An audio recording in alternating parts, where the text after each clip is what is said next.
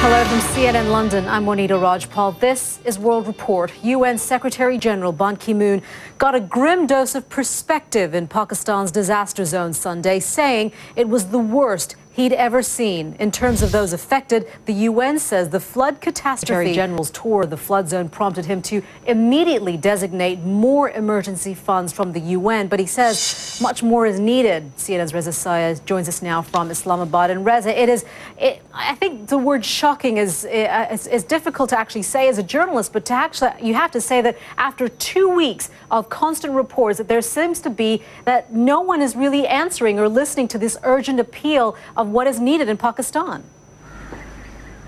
An update now on where the international pledges of aid to Pakistan actually stand right now. According to Relief Web, more than 24 countries, including organizations and individuals, are pledging more than $300 million to help the flood victims. Among the top donors, the U.S. is pledging more than $86 million. It is also sending and has sent helicopters, rescue boats, and other supplies. The U.K. is sending $40 million.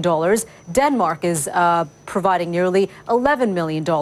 Private groups are sending in $27 million.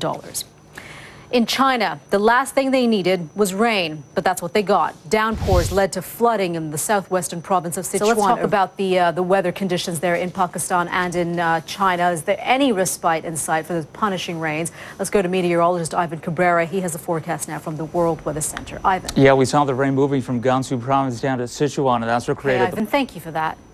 The Obama administration says it wants to start pulling U.S. forces out of Afghanistan starting next summer, but critics have questioned that pullout date given the recent jump in deadly insurgent attacks. A truce within the next hour, Britain's largest airport operator will try to hammer out a deal to avert a major strike. Ground workers at 6 UK airports have threatened to walk out. Japan's economic recovery has stalled, folks. Second quarter GDP growth came in at just 0.1%. That is a serious deceleration from the 1.1% growth in...